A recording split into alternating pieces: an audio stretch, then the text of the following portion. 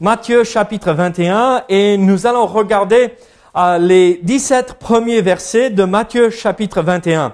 Je me suis dit, on va laisser de côté cette série de messages tirés d'Apocalypse juste pour ce dimanche et dimanche prochain, parce que dimanche prochain c'est Pâques, et on ne peut pas regarder Apocalypse quand même pour Pâques. Et donc, nous allons regarder ces événements importants là dans la vie de Jésus-Christ pendant qu'il était sur cette terre pour servir le Père, mais aussi accomplir le salut et notre salut. Et donc, Matthieu chapitre 21, et nous allons regarder les 17 premiers versets. La Bible dit ceci. Lorsqu'ils approchèrent de Jérusalem et qu'ils furent arrivés à Bethphagée, vers la montagne des Oliviers, Jésus envoya 2 disciples en leur disant, « Allez au village qui est devant vous. Vous trouverez aussitôt une ânesse attachée et un anneau avec elle. Détachez-les et amenez-les moi. Si quelqu'un vous dit quelque chose, vous répondrez, le Seigneur en a besoin. Et à l'instant, il les laissera aller. » Or, ceci arriva afin que s'accomplisse ce qui avait été annoncé par le prophète. « Dites à la fille de Sion, voici ton roi vient à toi, plein de douceur, et montez sur un âne, sur un anneau, le petit d'une ânesse. » Les disciples allèrent et firent ce que Jésus leur avait ordonné. Ils amenèrent l'ânesse et l'anneau, mirent sur eux leurs vêtements et le firent asseoir dessus. La plupart des gens de la foule étendirent leurs vêtements sur le chemin. D'autres coupèrent des branches d'arbres et en jongèrent la route. Ceux qui précédaient et ceux qui suivaient Jésus criaient « Hosanna, au fils de David, béni soit celui qui vient au nom du Seigneur. Hosanna dans les lieux très hauts. » Lorsqu'il entra dans Jérusalem, toute la ville fut émue et l'on disait « Qui est celui-ci » La foule répondait « C'est Jésus, le prophète de Nazareth en Galilée. » Jésus entra dans le temple de Dieu. Il chassa tous ceux qui vendaient et qui achetaient dans le temple. Il renversa les tables de changeurs et les sièges des vendeurs de pigeons. Et il leur dit, il est écrit, ma maison sera appelée une maison de prière. Mais vous en faites une caverne de voleurs. Des aveugles et des boiteux s'approchèrent de lui dans le temple et il les guérit. Mais les principaux sacrificateurs et les scribes furent indignés à la vue des choses merveilleuses qu'il avait faites. Et des enfants qui criaient dans le temple, « Hosanna au fils de David !» Ils lui dirent, « Entends-tu ce qu'ils disent ?» « Oui, leur répondit Jésus. « N'avez-vous jamais lu ces paroles ? Tu as tiré des louanges de la bouche des enfants et de ceux qui sont à la mamelle. » Et les ayant laissés, il sortit de la ville pour aller à Béthanie, où il passa la nuit. Prions ensemble. Seigneur, sois avec nous ce matin, aide-nous à comprendre ce que tu veux nous montrer, ce que tu veux nous enseigner à travers ce passage. Seigneur, ton entrée triomphale, le moment où, oui, même ceux qui allaient te rejeter quelques jours plus tard, te reconnaissaient comme Messie. Te reconnaissaient comme le fils de David. Oh Seigneur, merci. Merci pour cette réalité que même si ça a été mis de côté pour un temps, tu reviendras pour régner. Et tu établiras ton royaume, Seigneur. Et nous ferons partie de ce royaume. Et nous allons pouvoir te servir. Oh Seigneur, gloire à toi pour tout ce que tu fais. Au nom de Jésus. Amen.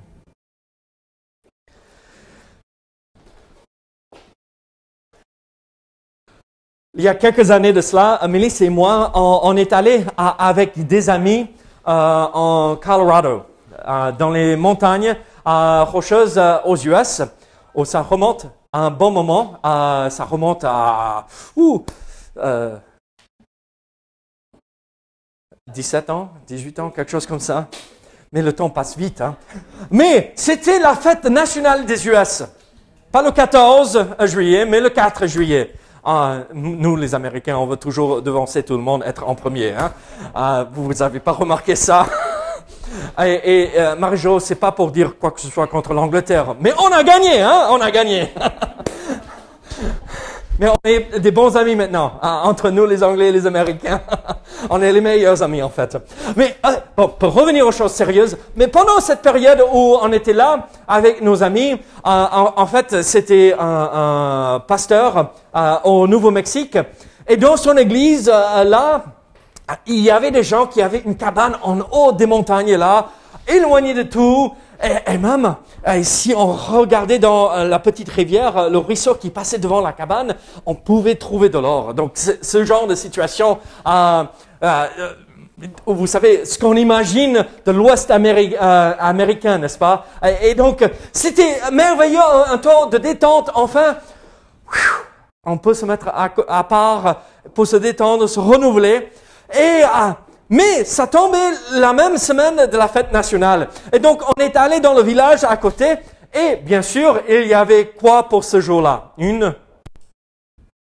cavalcade, parade, où tout le monde passait avec le gros camion 4x4. Et avec les tracteurs, avec, vous savez, vous imaginez tout ce que vous voyez à la télé par rapport à ce moment de célébration. Et nous, on regardait ça. Waouh, c'est chouette! Et tout le monde se bousculait pour être là juste devant, pour regarder, pour voir. Et un moment, oh oui, c'est chouette de voir tout ceci. Mais ce moment assez particulier dans notre vie n'a rien à voir avec ce qui se passait ici dans ce passage.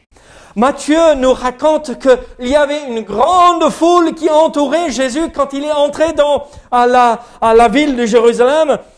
Et en fait, moi, je m'imagine là, et quand il y a la cavalcade ici à Saint-Gaudens, qu'est-ce que tes filles font? Oui, c'est ça, hein? Ouais! On veut être devant, on veut voir, on veut être là, on veut recevoir le confetti dans le visage, on veut recevoir les bonbons, on veut recevoir tout ça, c'est un moment de célébration. Mais là, c'était pas pour recevoir, c'était pour donner. Ils ont crié Hosanna au fils de David, Hosanna au Seigneur, Hosanna à notre Sauveur. Et dans ce récit de Matthieu, nous voyons qu'il fait attention à souligner des citations de l'Ancien Testament ici. Au fur et à mesure que nous avançons dans le récit que nous retrouvons dans Matthieu chapitre 21, nous voyons, oui, la célébration. Christ est celui qui aura la victoire. Il est victorieux, mais aussi au même moment, Matthieu prend soin de dire, regardez, ça accomplit des prophéties dans l'Ancien Testament. Ça accomplit les Écritures. C'est vraiment le Messie. Et en fait, en regardant Matthieu chapitre 21, nous voyons que Matthieu cite 5 passages de l'Ancien Testament. Dans ce récit, Matthieu dit, regardez, c'est vraiment celui qu'on attendait. C'est vraiment notre Sauveur. C'est vraiment le roi des rois. Et en fait, quand nous comparons les 5 citations que nous retrouvons dans ce récit de l'entrée triomphale, nous nous rendons compte qu'en fait, les 5 passages, en fait, expriment toute cette expérience ou cette réalité de la vie chrétienne. Et c'est merveilleux. Et en fait, quand Christ rentre dans un lieu, il transforme ce lieu. Et quand Christ rentre dans la vie d'une personne, il transforme la vie de cette personne. Elle est une nouvelle créature, et il la transforme. Alors, en regardant ces 5 passages des citations de l'Ancien Testament, qu'est-ce que nous retrouvons? Qu'est-ce que nous voyons ici qui pourrait nous encourager dans notre vie chrétienne avec le Seigneur? D'abord, la première chose nous voyons ici, c'est cette réalité que Christ veut entrer dans notre vie. Il veut venir et s'établir dans notre cœur comme le roi des rois. Qu'est-ce que nous voyons ici dans Matthieu? Qu'est-ce qu'ils ont fait? Au début, de ce chapitre, il a envoyé 2 de ses disciples pour chercher un anneau et l'ânesse. Dites à la fille de Sion, voici ton roi vient à toi plein de douceur et de monter sur un âne, sur un anneau, le petit d'une ânesse. Il cite là Zacharie, chapitre 9. Sois transporté d'allégresse, fille de Sion, pousse des cris de joie, fille de Jérusalem. Voici ton roi vient à toi. Il est juste et victorieux. Il est humble et monté sur un âne, le petit d'une ânesse. Là, nous voyons cette réalité cette image que Jésus rentre dans Jérusalem avec la victoire. Et là, il veut entrer dans la vie de chaque personne, dans la vie de chaque croyant, et il apporte la victoire. Il est victorieux. Il a vaincu la mort et le péché, et on n'a plus besoin de payer la dette de notre péché. Et en fait, on ne peut pas payer la dette. Lui seul pouvait le faire. Et donc, il nous offre cette victoire en entrant dans notre vie, en nous offrant le salut par la grâce, par la foi en cette œuvre parfaite accomplie à la croix. Et donc, Christ rentre à Jérusalem. Il est celui qui est victorieux. Et là, pour nous et pour moi, qu'est-ce qu'il faut comprendre et réaliser dans notre vie? Christ vient. Christ vient. Il veut venir chez vous et rentrer dans votre vie. Être reconnu, comme plus tard, comme nous allons voir, être reconnu comme le fils de David, le Messie. Avez-vous permis que Christ rentre dans cette porte de votre cœur? C'est la foi en Jésus-Christ, là. La vie chrétienne commence à ce moment-là. Il vient doux et humble. Il n'impose sur personne de croire. Mais il vient, il réveille ce besoin d'être pardonné, ce besoin d'être sauvé, ce besoin de rétablir une relation avec notre Père Céleste, ce besoin d'avoir et reconnaître cette réalité qu'il y a un Dieu au-dessus de nous. Alors, il vient doux et humble, mais il vient pour nous dire, je suis le seul qui peut rétablir les choses. Je suis le chemin, la vérité et la vie. Pas un des chemins, mais le seul. Alors, il vient, il rentre dans notre vie. Il y avait un homme qui a dit, jusqu'à ce que j'accepte Christ comme mon sauveur, j'essayais de toujours, et si je fais ça, je serai heureux et content. Et on arrive à accomplir cet objectif. Et si non, maintenant il faut faire ceci. Et non, il faut faire cela. Et on cherche toujours à être comblé et à accomplir des choses pour être satisfait dans la vie. Mais en fait, cette personne a dit, quand j'ai rencontré Jésus-Christ pour la première fois, il a dit, j'ai réalisé dans ma vie que Christ est venu pour me combler et me donner la vie, et pas juste n'importe quelle vie, mais la vie abondante, comme les Écritures disent.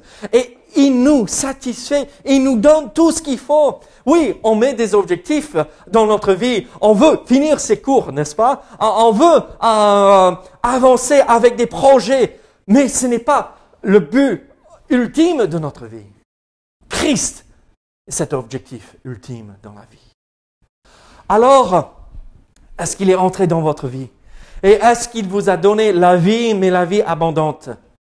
Pas matérielle, mais la vie abondante spirituelle avec lui. Alors, Christ vient, il rentre dans la vie. Il est venu doux et humble, assis sur un anneau. Mais regardez par la suite ce que nous voyons ici. Dans verset de Matthieu chapitre 21, qu'est-ce que nous voyons ici? Dans le verset... je vais regarder dans ma Bible, c'est plus facile. Où les enfants criaient « Hosanna, Hosanna ». Regardez verset 15.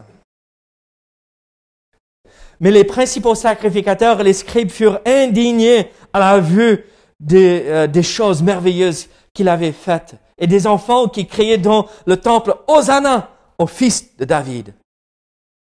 Qu'est-ce que nous voyons ici? La réaction ici, par la suite, c'est cette réalité quand Christ entre dans la vie, ça nous amène à un moment de louange et de reconnaissance pour ce que Dieu a accompli. Nous voyons ici, c'est un accomplissement de ce que nous voyons dans le psaume 118. « Béni soit celui qui vient au nom de l'Éternel. Nous vous bénissons de la maison de Dieu. » Donc c'est la citation « Béni soit celui qui vient au nom de l'Éternel ». On a vu ce passage aussi, cette citation aussi dans Matthieu. Et alors, c'est cette réalité, quand Christ vient, quelle est la première réaction? Quand on a été pardonné de nos péchés et quand la relation avec Dieu s'est accomplie, qu'est-ce que nous faisons en règle générale? Wow! On a ce poids qui tombe de nos épaules et spirituellement, on vit pour la première fois et on dit « Mais merci Seigneur, gloire à toi pour ce que tu fais. » Alors, béni soit celui qui vient au nom de l'Éternel. Encore une citation de l'Ancien Testament, de ce que nous voyons ici dans Matthieu.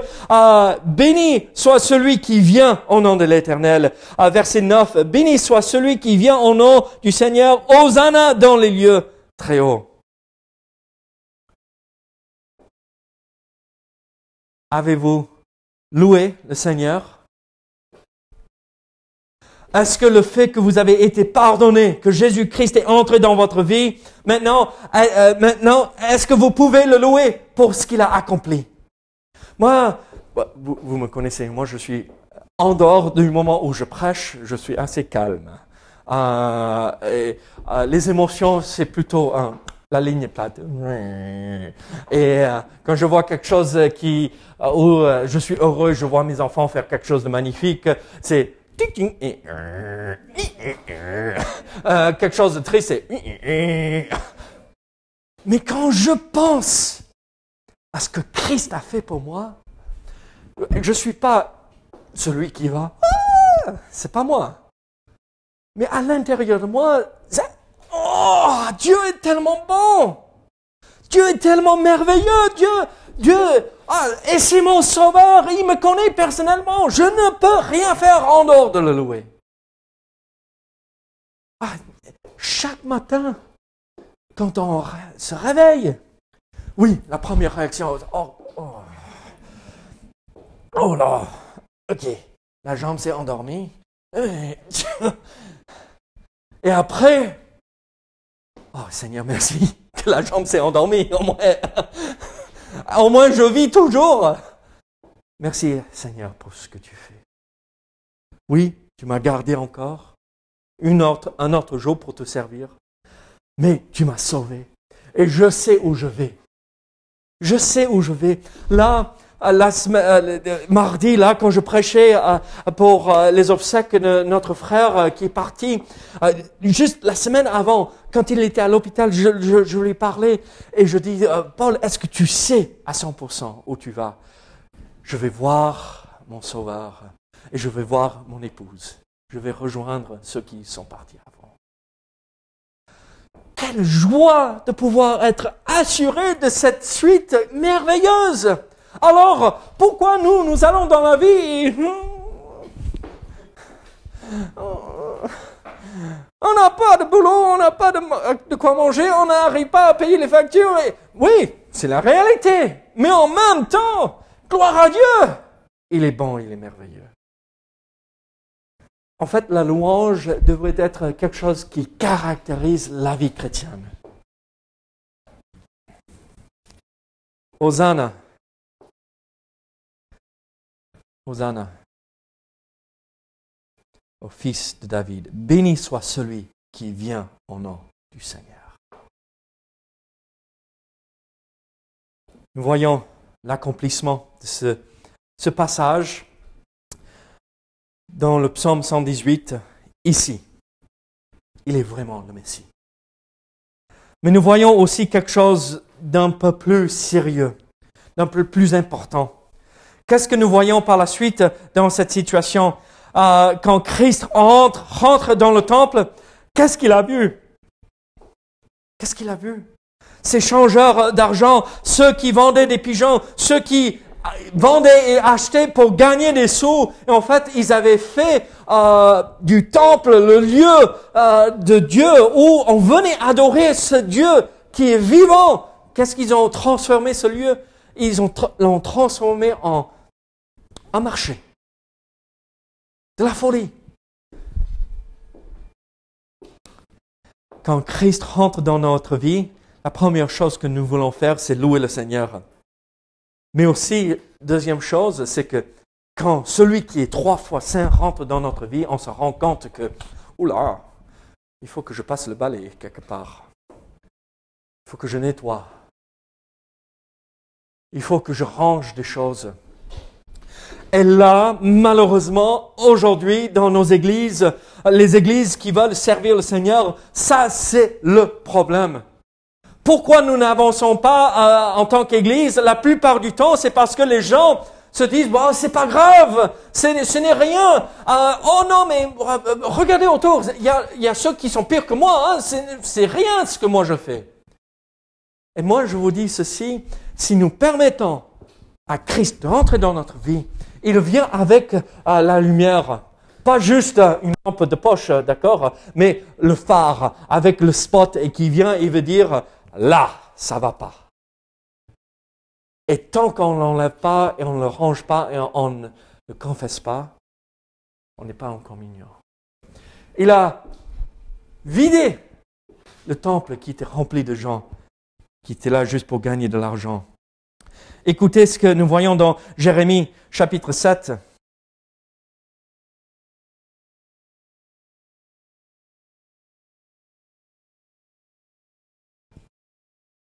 Oh. Et elle, à vos yeux, une caverne de voleurs. Cette maison sur laquelle mon nom est invoqué, je le vois moi-même, dit l'Éternel. Là où il dit en verset 13, mais vous en faites une caverne de voleurs.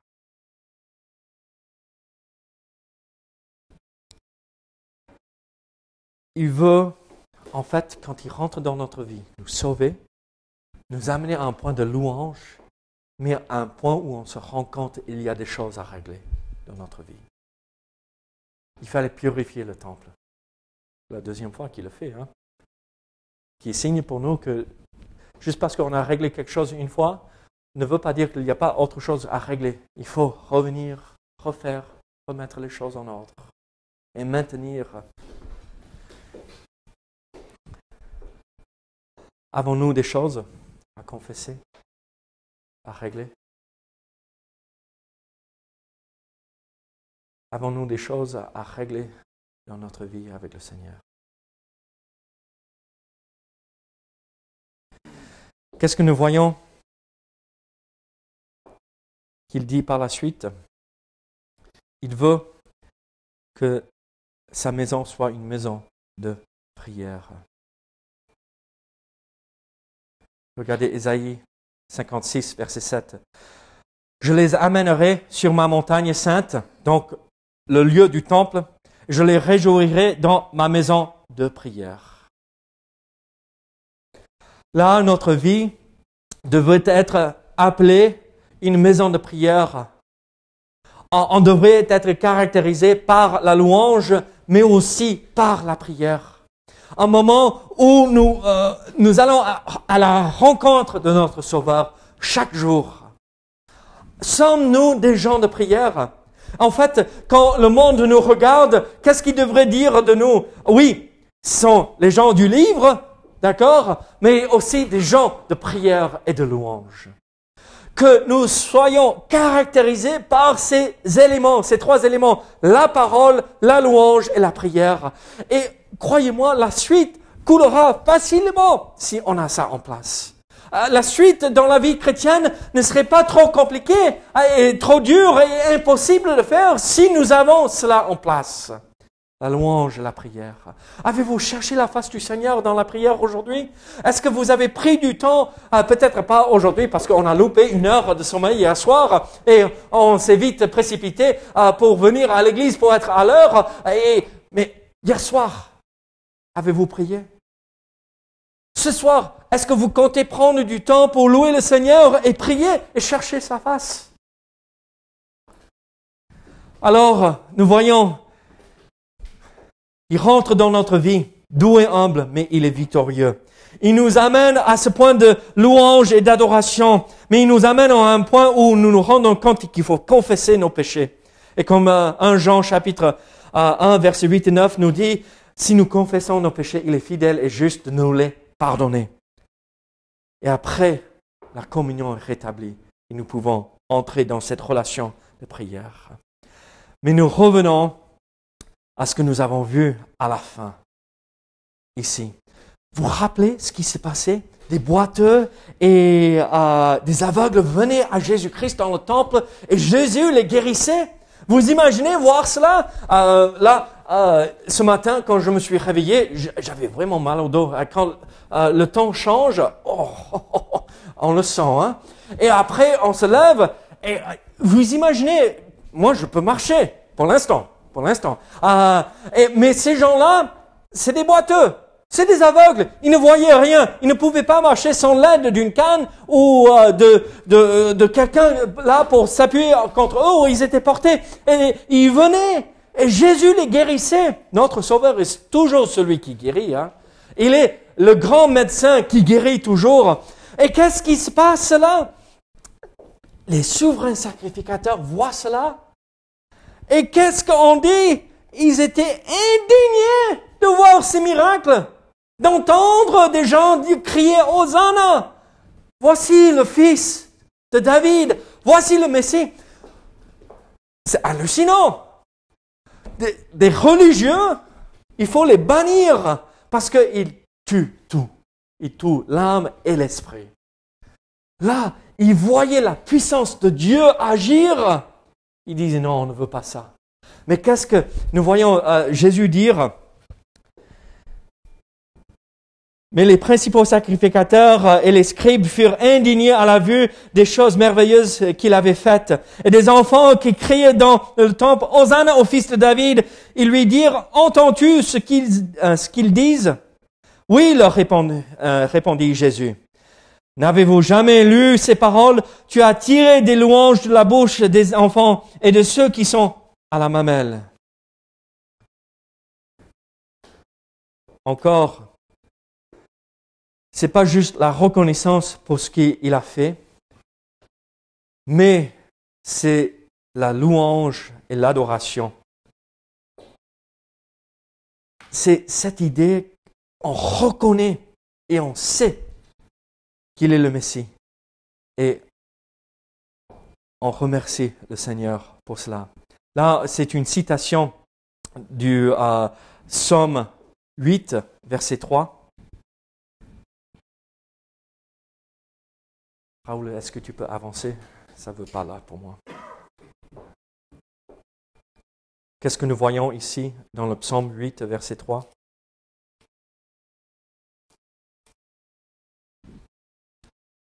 Par la bouche des enfants et de ceux qui sont à la mamelle, tu as fondé ta gloire pour confondre tes adversaires, pour imposer silence à l'ennemi et au vindicatif.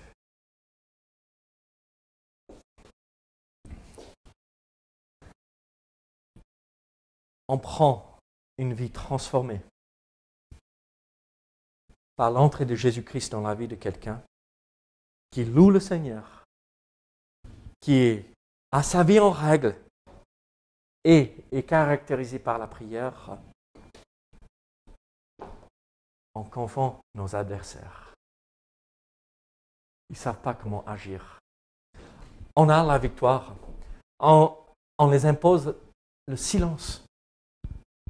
Parce qu'ils sont là pour nous critiquer, mais ils ne peuvent pas nous critiquer parce que, pas nous, mais Dieu en nous et à travers nous, nous donne la victoire. Et qu'est-ce que les enfants ont crié? Hosanna. Encore. Hosanna au Fils de David. Mes amis, l'entrée triomphale de Jésus-Christ annonce la fin de sa vie terrestre. Un moment triste, parce que nous connaissons la suite, mais aussi un moment de joie pour nous. Parce que ça illustre pour nous cette réalité. Christ veut entrer dans notre vie. Il veut nous amener à être reconnaissants dans notre vie avec lui. Il veut nous amener où nous rangeons notre vie, nous confessons nos péchés et que nous prions après, par la suite, pour louer et l'adorer pour ce qu'il a accompli. Par la bouche des enfants, tu as confondu. Tu as fondé ta gloire pour confondre tes adversaires. Il est victorieux. Alors, ce dimanche des Rameaux, est-ce qu'il est entré avec la victoire dans votre vie? Est-ce que vous avez placé votre foi en Jésus-Christ comme sauveur? Si oui, mettez en place la suite. La prière, la confession de péché, la louange et l'adoration. Et nous pouvons vivre ce moment de joie et avoir le royaume de Dieu établi dans notre cœur aujourd'hui, même si on attend avec impatience l'établissement de ce royaume plus tard. Prions ensemble. Seigneur, merci pour tout ce que tu fais pour nous. Seigneur, merci pour l'entrée triomphale. Seigneur, aide-nous à faire comme tous ceux qui te suivaient. Mettez leurs vêtements extérieurs, leurs manteaux par terre et les branches pour recouvrir la terre et la route qui était de poussière. Seigneur, pour que tu sois reçu comme le roi. Seigneur, aide-nous à faire pareil, te recevoir comme le roi de notre vie. Au nom de Jésus. Amen.